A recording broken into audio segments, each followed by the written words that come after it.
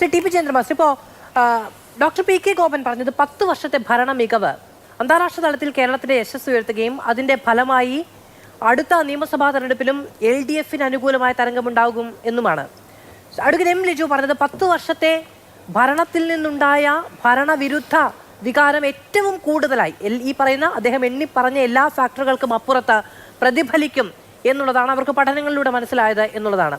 ഇപ്പോൾ നമുക്ക് 2019-ലെയും 2024-ലെയും ലോക്സഭാ തെരഞ്ഞെടുപ്പുകളിൽ ഇവിടെ ഒരു ഇതുവരെയുള്ള ഇലക്ഷൻ പാറ്റേൺ നോക്കുകയാണെങ്കിൽ വോട്ട് കേന്ദ്രത്തിലെ BJP സർക്കാരിന് എതിരെ വീഴുന്നത് പോലെ ഒരു പാറ്റേണാണ് ഉണ്ടാകുന്നതെങ്കിൽ, ഇപ്പോൾ നിങ്ങൾക്ക് ആദ്യമായി MP ഉണ്ടായ ലോക്സഭാ തെരഞ്ഞെടുപ്പൊക്കെയാണ് കഴിഞ്ഞു പോയത്. എന്നിരുന്നാൽ പോലും ഞാൻ മേജർ പാറ്റേണിൻ്റെ കാര്യമാണ് പറയുന്നത്. അതിലൊരു തർക്കം ഉണ്ടാകാതിരിക്കാൻ വേണ്ടിയാണ് അത് വിശദീകരിക്കുകയും ചെയ്യുന്നത്. അങ്ങനെയാണെങ്കിൽ അതിൻ്റെ ഗുണഭോക്താവ് ഇവിടെ കോൺഗ്രസ് ആണ്. ഇപ്പോൾ തദ്ദേശ തെരഞ്ഞെടുപ്പിൽ നോക്കുകയാണെങ്കിൽ കഴിഞ്ഞ 10 വർഷത്തിനിടയ്ക്ക് ഭരണവിരുദ്ധ ഇതുണ്ടാവുകയാണെങ്കിൽ, തരംഗമുണ്ടാവുകയാണെങ്കിൽ അതിൻ്റെ ബെനിഫിറ്റ് ഏറ്റവും അവസാനത്തെ തെരഞ്ഞെടുപ്പിൽ കിട്ടുന്നത് UDF-നാണ്.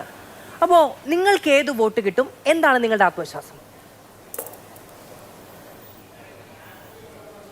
നോക്കൂ, കേരളം പരമ്പരാഗത രാഷ്ട്രീയ ചിന്താധാരയിൽ നിന്ന് മാറി തുടങ്ങിയിരിക്കുന്നു എന്ന് കഴിഞ്ഞ കുറച്ചു കാലമായി കേരളത്തിലെ തെരഞ്ഞെടുപ്പ് പാറ്റേണിനെ കുറിച്ച് രാഷ്ട്രീയപരമായി വിശകലനം ചെയ്യുന്ന ആർക്കും ബോധ്യപ്പെടും.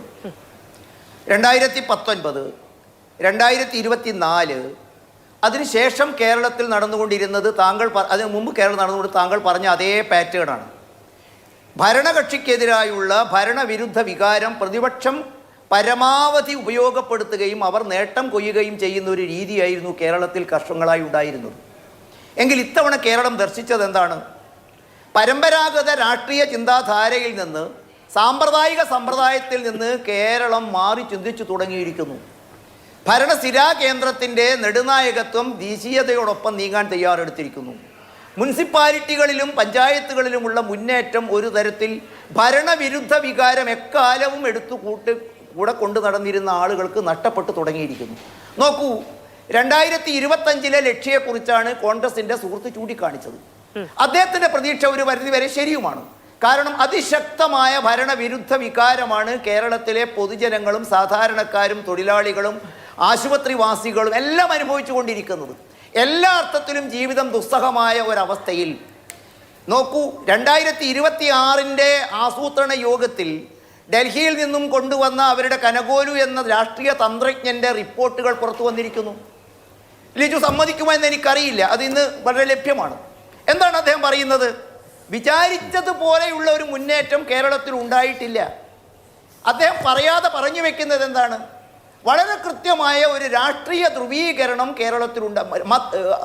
സാമുദായിക ധ്രുവീകരണം കേരളത്തിലുണ്ടായിരിക്കുന്നു. ആ സാമുദായിക ധ്രുവീകരണത്തിൻ്റെ ഗുണഭോക്താക്കളായി മാറാൻ ചിലയിടങ്ങളിൽ സാധിച്ചിട്ടുണ്ട്. ഭരണവിരുദ്ധ വികാരം അപ്പടി ഉപയോഗപ്പെടുത്തുകയും പ്രതിപക്ഷത്തിൻ്റെ കൂടെ നിൽക്കുകയുമായിരുന്നെങ്കിൽ തിരുവനന്തപുരത്ത് ഭരണത്തിൽ വരേണ്ടിയിരുന്നത് പ്രതിപക്ഷമായിരുന്ന കോൺഗ്രസ് ആയിരുന്നു. പകരം അതുമാത്രമല്ല, നമുക്ക് ചിന്തിച്ചാൽ മനസ്സിലാകും. നോക്കൂ, കോഴിക്കോട് തന്നെ അദ്ദേഹം ചൂണ്ടിക്കാണിച്ചു. കോഴിക്കോട്ട് KPCCയുടെ ജനറൽ സെക്രട്ടറിക്കെതിരായിട്ട് മത്സരിച്ചത് ഒരു യുവമോർച്ച നേതാവിൻ്റെ വിജയവും മലാപ്പറമ്പിലെ വിജയവും ലിജു ഒന്ന് പഠന വിധേയമാക്കേണ്ടതാണ്. കോഴിക്കോട്ട് അത്തോളി ഗ്രാമപഞ്ചായത്ത് വർഷങ്ങളായി UDF-ന്റെ കൈവശം ഉണ്ടായിരുന്നതും ഇത്തവണ LDF-ന് തിരിച്ചു കിട്ടി. കോഴിക്കോട്ട് തന്നെയുള്ള ചേളന്നൂർ വർഷങ്ങളായി UDF-ന്റെ കൈപ്പിടിയിൽ ഒതുങ്ങി നിന്നിരുന്ന ഒരു പഞ്ചായത്തായിരുന്നു. അവിടെയും ഞാനിത് ഈ 2 ഉദാഹരണങ്ങളും ചൂണ്ടിക്കാണിക്കുന്നത് സാമ്പ്രദായിക സമ്പ്രദായത്തിൽ നിന്നും ഭരണവിരുദ്ധ വികാരത്തെ അപ്പടി ഉപയോഗപ്പെടുത്തുകയായിരുന്നുവെങ്കിൽ കോഴിക്കോട്ടും തിരുവനന്തപുരത്തും ഞാൻ നേരത്തെ പറഞ്ഞ ഗ്രാമപഞ്ചായത്തുകളും വിജയിച്ച് മുന്നേറേണ്ടിയിരുന്നത് കോൺഗ്രസ് മുന്നണിയായിരുന്നു. പകരം ഇന്ന് പുറത്തു വരുന്ന വാർത്തകൾ എന്താണ്? ഇനി ലിജു പറയുന്ന അത്ര ആത്മവിശ്വാസമുണ്ടെങ്കിൽ ലിജു ഒറ്റ ചോദ്യം ചോദിക്കട്ടെ. നിങ്ങൾ എന്തിനാണ് ഇടതുപക്ഷത്തെയും NDA-യിലെയും ഘടകകക്ഷികൾ വരുന്നതും കാത്ത് വാതിലും തുറന്ന് അത് വരുന്നതും തുറക്കുന്നതും കാത്തിരിക്കുന്നതും തെറ്റല്ല. പക്ഷേ ഇത് പരസ്യമായി പറയേണ്ടി വരുന്നു എന്ന് പറഞ്ഞാൽ അത്ര ആത്മവിശ്വാസം നേതൃത്വത്തിനുണ്ടോ? അണികളെ അല്പം ആവേശം കൊള്ളിക്കുന്നതിന് വേണ്ടി മാത്രമുള്ള വാചാടോപങ്ങളായിട്ട് ഇത് കാണേണ്ടിയിരിക്കുന്നുവോ? മാത്രവുമല്ല, ഈ വിജയം കോൺഗ്രസ് ദുർബലമാവുകയും ചില സാമുദായിക ധ്രുവീകരണത്തിൻ്റെ ഫലമായി കേരളത്തിൽ ചില ആളുകൾ പിടിമുറുക്കുകയും ചെയ്യുന്ന അവസ്ഥയിലേക്ക് ഉണ്ടാകുന്നുവോ? നോക്കൂ, കോൺഗ്രസ് ശക്തമാകുന്നു എന്ന് പറയുമ്പോൾ കോൺഗ്രസ് അണികൾക്കിടയിൽ ഉണ്ടാകുന്ന ഒരു വികാരവും കൂടി ലിജു കണ്ടിട്ടുണ്ടോ? മലപ്പുറം ജില്ലാ പഞ്ചായത്ത് നോക്കൂ, നിങ്ങൾ എറണാകുളത്ത് മുസ്ലിം ലീഗിന് ഒരു ഉപാധ്യക്ഷ സ്ഥാനം കൊടുത്തു. ആകെ 3 ജയമുണ്ടായി, നിങ്ങളുടെ പേര് ആരും നേട്ടം കൊയ്തൊന്നും ഞാൻ തർക്കിക്കുന്നില്ല. പക്ഷെ മലപ്പുറത്തെ കോൺഗ്രസ്സുകാർക്കുള്ളിൽ കടുത്ത അമർഷമില്ലേ? ഒരു വൈസ് പ്രസിഡന്റ് സ്ഥാനം പോലും 23 ലീഗിന് കിട്ടിയപ്പോൾ 10 നിങ്ങൾക്ക് ലഭിക്കുകയും ഒരു വൈസ് പ്രസിഡന്റ് സ്ഥാനം പോലും തരാത്തതിൽ അവർക്ക് അതൃപ്തി ഉണ്ടോ? മറിച്ച് പലയിടത്തും പിടിമുറുക്കുന്നു. സീറ്റുകൾ നിങ്ങൾക്ക് വീണ്ടും മറ്റുള്ളവർക്ക് വിട്ടുകൊടുക്കേണ്ടി വരുന്നു. ഘടകകക്ഷികൾ കൂടുതൽ പിടിമുറുക്കുകയും ഞങ്ങൾ ഈ ലഭിച്ചിരിക്കുന്ന വിജയം മറ്റെന്തിനോ ഉള്ള ത്വരയാണ് എന്ന തരത്തിലേക്ക് കോൺഗ്രസ് അണികൾക്കിടയിൽ പോലും ഒരു അതൃപ്തി പുകഞ്ഞു വരുന്നുണ്ടോ? അപ്പോൾ സ്വാഭാവികമായിട്ടും ഇത്തരം കാര്യങ്ങളിൽ മാധു, ഞാൻ പറയാൻ ആഗ്രഹിക്കുന്നത് കേരളം ഈ തെരഞ്ഞെടുപ്പിൽ കാഴ്ചവെച്ചിരിക്കുന്നത് ഒരു മാറ്റത്തിന് വേണ്ടിയുള്ള ചിന്തിക്കലാണ്. അവരുടെ രണ്ടുപേരുടെയും അഭിപ്രായത്തിനെ കുറിച്ച് പറയാനാണ് എന്നുള്ളത് കൊണ്ട് അത് ശരി. അതിനൊപ്പം ശ്രീ ടി പി ചന്ദ്രൻ മാസ്റ്റർ, ഇപ്പൊ നോക്കൂ, 100 സീറ്റ് എന്ന പ്രതീക്ഷ UDF മുന്നോട്ട് വെക്കുന്നു. 100-ൽ പൊട്ടും എന്നുള്ളത് CPM പറയുമ്പോൾ, അതായത് 100 സീറ്റുകളും തങ്ങളുടേതാണ്, 40 സീറ്റ് ചിലപ്പോൾ UDF കിട്ടിയേക്കും എന്നുള്ളതാണല്ലോ അവർ പറയുന്നത്. നിങ്ങൾക്ക് എത്ര സീറ്റ്, ഏതൊക്കെയെന്ന് നിങ്ങളുടെ പ്രതീക്ഷ? തെരഞ്ഞെടുപ്പിൽ മത്സരിക്കുന്നത് ജയിക്കാനും ഭരിക്കാനും തന്നെയാണ് മാധു. പക്ഷെ കേരളം നമുക്കറിയാം വളരെ ഗ്രാജുവലായിട്ടാണ് BJPയുടെ മുന്നേറ്റം ഉണ്ടായിരിക്കുന്നത്. നോക്കൂ, ശക്തമായ കോട്ട കൊത്തളങ്ങളിലേക്കുള്ളൊരു കടന്നുകയറ്റം നമുക്ക് കാണാൻ സാധിക്കും. തെക്കൻ ജില്ല എടുത്തു നോക്കൂ, തിരുവനന്തപുരം, പത്തനംതിട്ട, ആലപ്പുഴ, ഈ മേഖലകളിലൊക്കെ കഴിഞ്ഞ കാലം വിഭിന്നമായുള്ള വലിയൊരു മുന്നേറ്റം BJPക്ക് ദർശിക്കാൻ സാധിച്ചില്ലേ?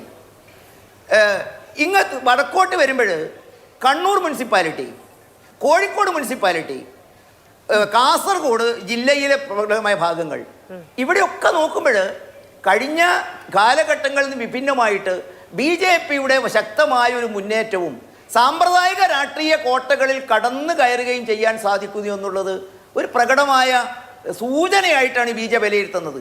മാത്രമല്ല, ഒരു കാര്യം പറഞ്ഞാൽ അവസാനിപ്പിക്കാൻ മാധു, നമുക്ക് ആർക്കെങ്കിലും തോന്നിയിരുന്നോ തൃശ്ശൂരിൽ BJPയുടെ ഒരു MP വിജയിച്ച് മുന്നേറുമെന്ന് നമ്മൾ ആരെങ്കിലും പ്രവചിച്ചിരുന്നോ? തിരുവനന്തപുരത്ത് ഇതേമാതിരി ഒരു മുന്നേറ്റം നമ്മൾ പ്രതീക്ഷിച്ചിരുന്നോ? ഇല്ല. അപ്പൊ ഞാൻ പറയുന്നത്, ജനങ്ങൾ ആ അർത്ഥത്തിലേക്കുള്ള ഒന്നിന് പകരം മറ്റൊന്ന് എന്ന രീതിയിൽ നിന്നും കേരളം മാറി ചിന്തിക്കാൻ തുടങ്ങിയതിൻ്റെ സൂചനയായിട്ടാണ് ഇതൊക്കെ നമുക്ക് കാണുന്നത്. ഏതുപോലെയാണോ ഇപ്പം തെരഞ്ഞെടുപ്പ് നടക്കാൻ പോകുന്ന കേന്ദ്രങ്ങളെടുത്തു, ആസാം ആയാലും ബംഗാളായാലും സമാനമായുള്ള ഒരു തെരഞ്ഞെടുപ്പ് സമയമാണല്ലോ കേരളത്തിൽ നടക്കാൻ പോകുന്നത്. ഇവിടങ്ങളിലൊക്കെ ഉണ്ടായിരുന്നത് ഒരു മാറ്റമാണ്. സ്വാഭാവികമായിട്ടും അത്തരമൊരു വലിയ മുന്നേറ്റമാണ് കേരളത്തിൽ. സീറ്റുകളുടെ എണ്ണത്തെക്കുറിച്ചൊന്നും തെരഞ്ഞെടുപ്പിന് മുമ്പ് അവകാശവാദം ഇപ്പം ആരായാലും എല്ലാവരും പറയുന്നത് കണക്ക് കൂട്ടിയാൽ കേരളത്തിലെ 140 നിയമസഭാ മണ്ഡലങ്ങൾ മതിയാകുമെന്ന് എനിക്ക് തോന്നുന്നില്ല.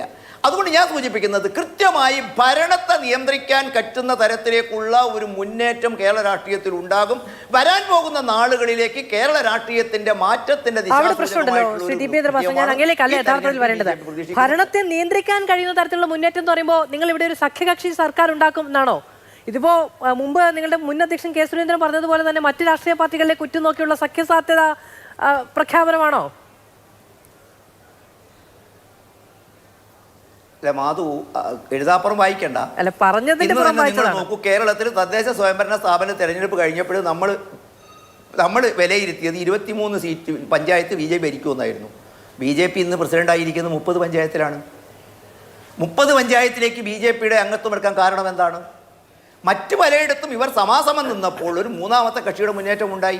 ഇപ്പം നോക്കൂ, ഞാൻ നേരത്തെ തന്നെ പറഞ്ഞു, പശ്ചിമ ബംഗാളും ത്രിപുരയും പോലുള്ള പ്രദേശങ്ങളിലുണ്ടായ രാഷ്ട്രീയ മാറ്റത്തിന് കേരളത്തിനും സാക്ഷ്യം വഹിക്കേണ്ടി വരില്ലേ?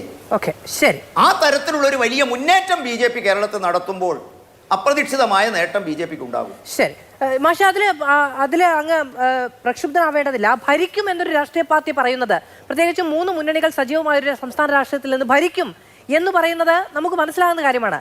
ഭരണത്തെ നിയന്ത്രിക്കും എന്ന് പറയുകയാണെങ്കിൽ സ്വാഭാവികമായും സഖ്യകക്ഷി സർക്കാർ എന്ന നിലയ്ക്ക് നിങ്ങളതിനെ കാണുന്നുണ്ടാകും എന്നത് എനിക്ക് മനസ്സിലാക്കേണ്ടിയിരിക്കുന്നു ഞാൻ ഈ ചേർന്നിരിക്കുമ്പോൾ. അതുകൊണ്ട് ഞാൻ പറഞ്ഞു എന്നേ ഉള്ളൂ. ശരി, വരാം.